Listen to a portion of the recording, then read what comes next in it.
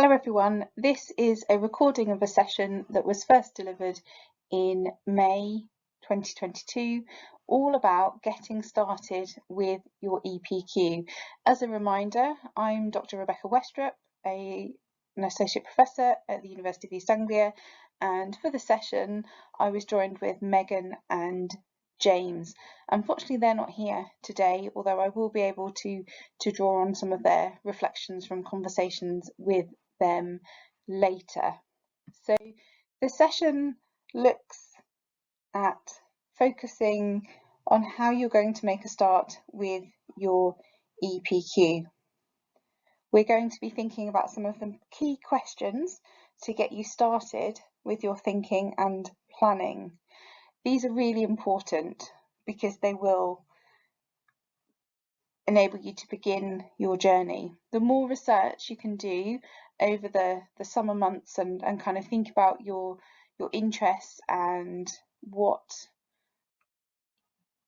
arguments you're going to be making, the better it is really. You can really use the summer to plan ahead.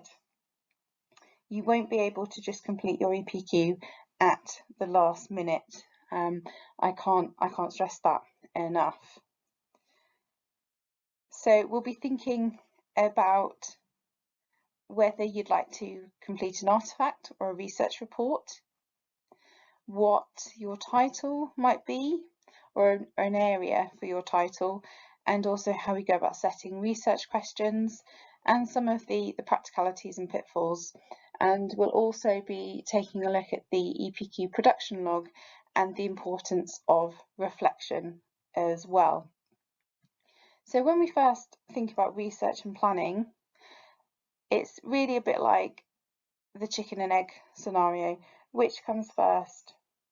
You may find that you plan research and then go back to planning and drafting as well. And I think that's why it's important to make a good start on your EPQ over the summer so that you have plenty of time to read and research, plan, draft, and then maybe go back to doing some more reading and so on as well. So the first question you need to be thinking about is whether you'd like to develop an artefact or a research-based written report. And here are the main differences really between the two. So I'll let you read those in your own time, but you can see that both projects will require a written report, although the artefact is shorter than the research-based written report. Both require a production log and both require a presentation as well. The research-based written report is kind of like a mini dissertation, if you like, which you will probably be required to complete at some point in your university studies. So if that's something that you're interested in, it may be appropriate for you to do that. Or indeed, if you've got a particular interest in design and developing something that's going to really help a particular situation or problem that you're thinking about, then an artefact can help with that as well. In the written reports, you will be required to be critical in your thinking and also your writing as well. So the artefact is all about objects and creative projects. So for example, you have a design brief establishing the purpose for the object, or you may be thinking about commissioning for a piece of drama or a show. Whereas, as I was saying, the research report is like a mini dissertation that you'd be expected to complete at university. They can be investigations, hypothesis testing, it could be an exploration. Now, you can complete the research with human participants, or if you would prefer, you can use secondary research from books and documentaries. So, for example, the OECD, the Organisation for the Economic Cooperation and Development, they have a number of databases that you could use instead, if that's what you're interested in looking at. Once you've decided on an artefact or a written report, you then need to think about a topic, and your choice in topic could also confirm whether it's appropriate to complete an artefact or a written based report as well.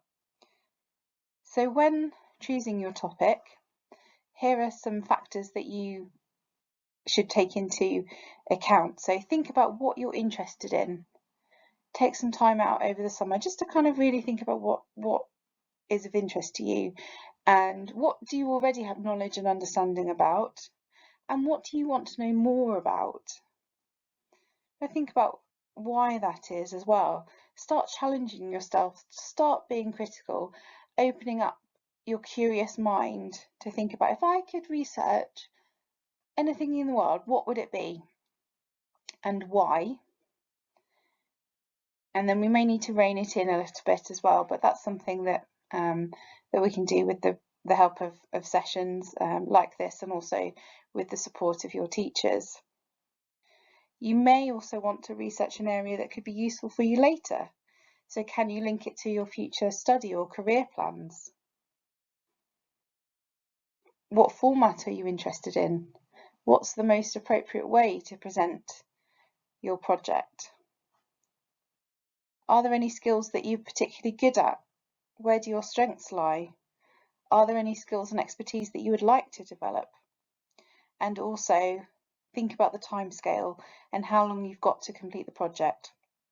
It needs to be a project that can be completed in the realistic timescale and alongside all of your other studies as well. And I've included on this slide the critical thinking image from the University of Plymouth and their learning development unit, and I think it really kind of captures the questions that you should be asking yourself. And you can see there that we have some description, but then the analysis and evaluation is a greater proportion of what you're being asked to do. So when you're choosing your topic, try and have these types of questions in mind.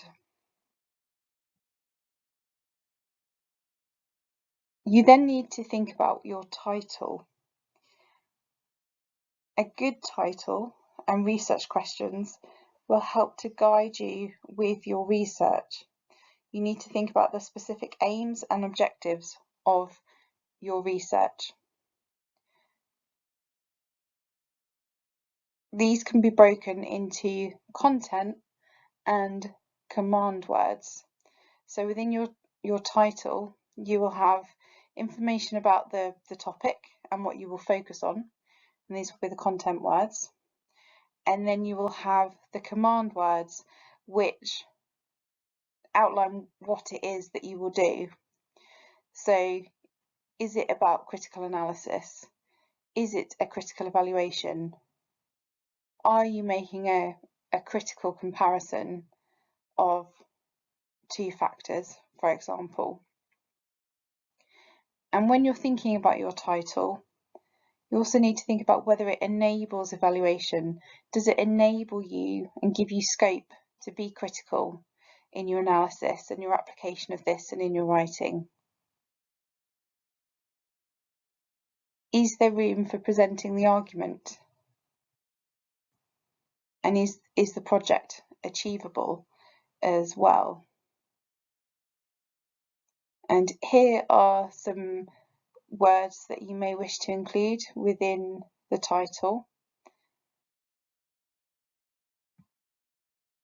And this is an activity here to look at whether these particular titles for projects were too big, too small, or achievable. So if you take a look at the titles, and what I would like you to do is to think about whether they would be effective titles, or are they too big, too small, or achievable, and how you would want to improve them as well. So at this point, if you would like to take part in the activity, please do pause the recording, because in the next couple of minutes I'm going to talk through the responses, and then you can come back to listen to the responses once you've completed the activity. Okay, so the first title, The Impact of Educational Video Games on Engagement and Motivation in a Secondary School Learning Environment. That's quite focused. It talks about the video games, and the focus is then on looking at the impact of them and engagement and how they motivate learners. It's a secondary school learning environment. However, it could have been a more specific title by focusing on particular subjects, for example. So there may be differences between humanities, art subjects and the maths and science subjects, for example. So that would then give the reader a little bit more focus about what you're going to look at as well. The next title, How has the government responded to the increasing cost of living? That's a very big question at the moment. We would perhaps want to narrow that down to think about the particular perspective that it's coming from. So first of all, could we target a particular group of individuals?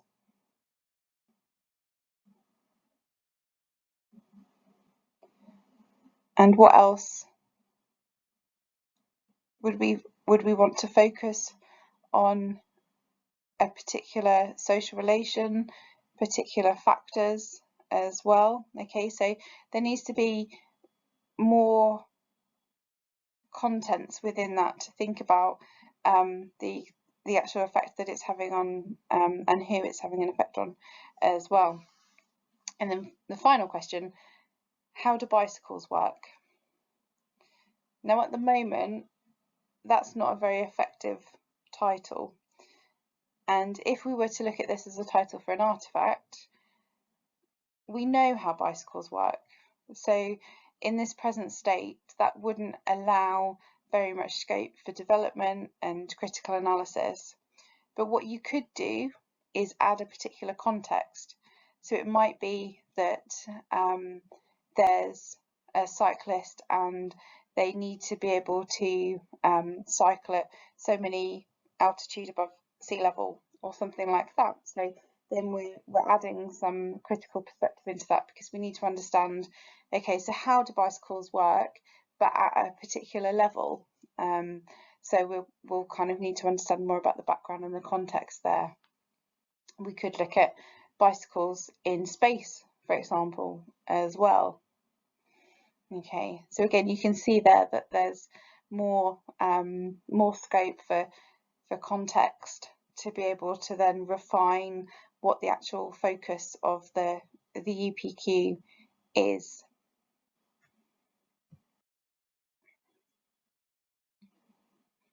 Okay, so you might want to pause now and write down any questions that you have, and then you can spend some of the time over the summer finding out the answers to those.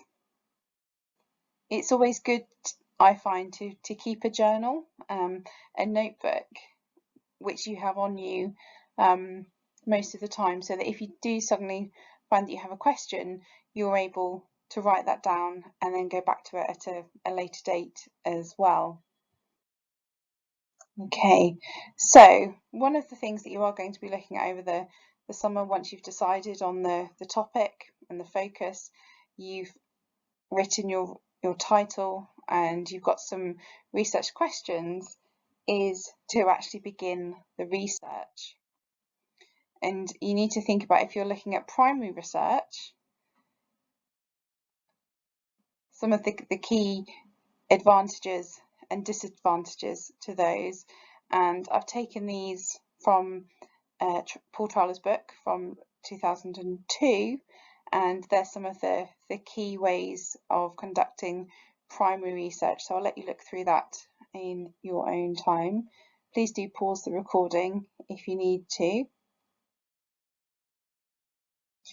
You may also wish to look at secondary research. So, as I was saying earlier, using documents, they can be written, graphical, drawn artifacts. It's basically anything that's trying to transmit information, as Grant 2022 describes it. Or you could use data, secondary data from databases such as from the OECD, for example, and then use those to answer your research questions.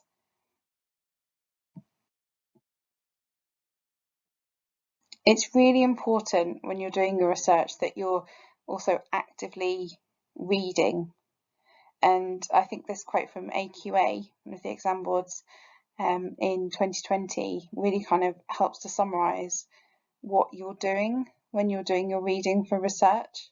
So it's about obtaining, critically selecting, and using the information from a range of sources, bringing them all together, synthesizing them, analysing the data to be able to then demonstrate knowledge and understanding of the topic that you're looking at. So you may wish to use different research tools to be able to do that.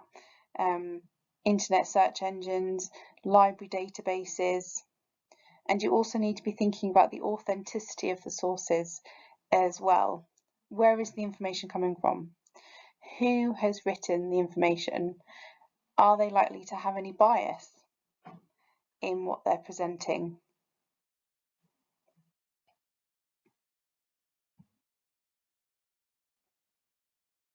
As you're starting your EPQ this summer, it's a good idea to get into a good habit of taking notes, because these will help you in the long run. Because as I was saying earlier, it's important to be critical, and not only in your thinking, but also in your writing as well. So when you're undertaking critical analysis, it's about reading, researching different sources and bringing them all together, and then giving your point of view and supporting your point of view with the sources that you've read as well. So here's just a grid here. There's only 2 rows, but you could obviously extend that if you wanted to, depending on the amount of information that you have. And so you can see here in the first row, you would write the objective. So when you're doing your pieces of reading, what is it that you're aiming to achieve? What is your objective from this reading? And there's a place to put the information. You then need to give an overview of the argument that's being stated and the evidence that's presented. And it's important to write this in your own words. Think about how it links to your project. When you're reading it, are you asking yourself other questions?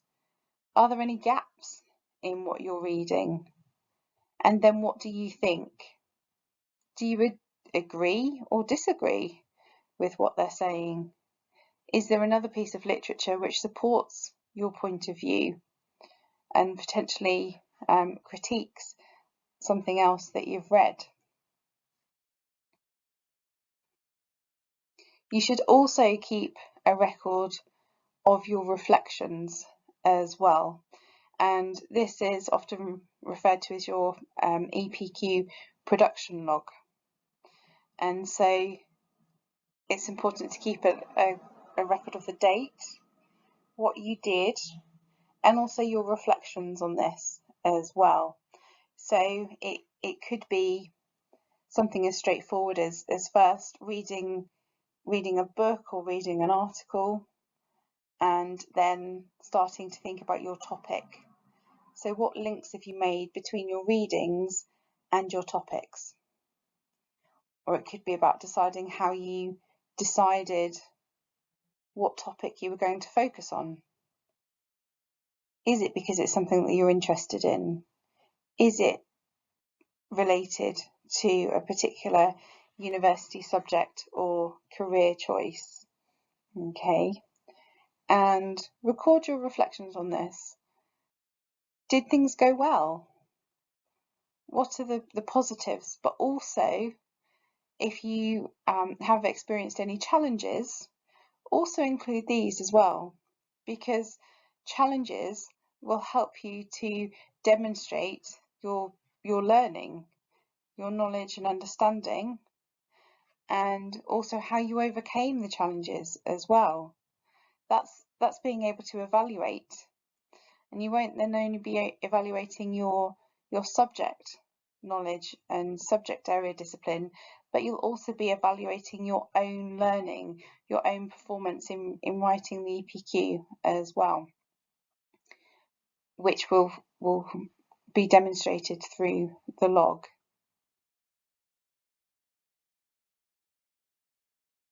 Okay, so as part of the session, there was the opportunity for students to hear from James and Megan about their EPQs, and if I was to summarise this, they both kind of said how important it is to make the most of the summer and to really kind of think about what it is that you want to focus on.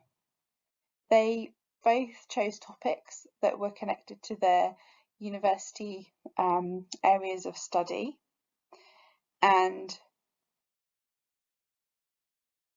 they also said how they had used the summer to be able to read and to think about what they wanted to do, but to also not worry about this as well, because you can always change your mind, or you can refocus if you want to a certain extent.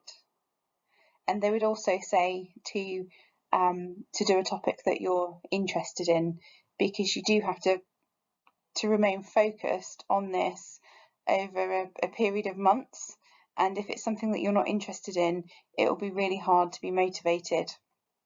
So it's important to choose a topic that you are interested in learning more about as well. Okay, thank you for listening to this voice recording summary. Again, if you do have any questions, please note them down and find out the answers over the summer. I would just like to wish you well with starting your projects, and enjoy your EPQ. Thank you very much for listening.